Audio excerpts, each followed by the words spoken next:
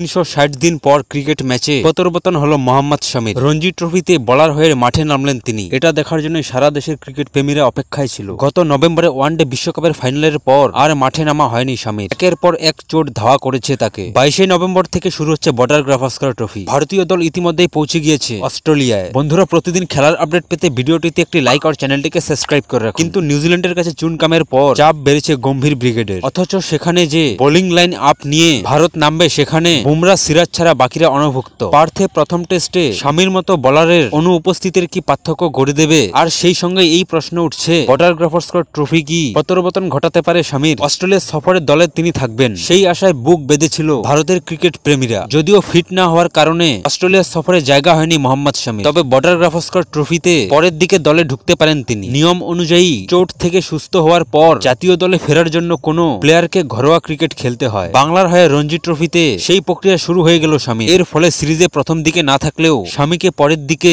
অস্ট্রেলিয়াগামী বিমানে তুলে দেওয়া হতে পারে। এনসিএতে ফিট ছাড়পত্র পেয়েই বাংলার হয়ে নেমেছেন তিনি। এর ফলে ফিটনেস নিয়ে কোনো সমস্যা হওয়ার কথা না। ফিজিও নীতিশ প্যাটেলেরিও ইন্দোরের শামির সঙ্গে রয়েছেন। তিনি ভারতীয় পেসারের পরিস্থিতির দিকে তীক্ষ্ণ নজরে রাখছেন। অস্ট্রেলিয়ার বিরুদ্ধে দ্বিতীয় টেস্ট ডিসেম্বরের 6 তারিখ, সেটা এডিলেডে হবে। 14 ডিসেম্বর থেকে ব্রিসবেনে শুরু হবে ভারত বনাম অস্ট্রেলিয়ার তৃতীয় টেস্ট। সেখানে কি দেশের জার্সিতে প্রত্যাবর্তন ঘটতে পারে শামির? সেই আশায় আছেন দেশের ক্রিকেট প্রেমীরা।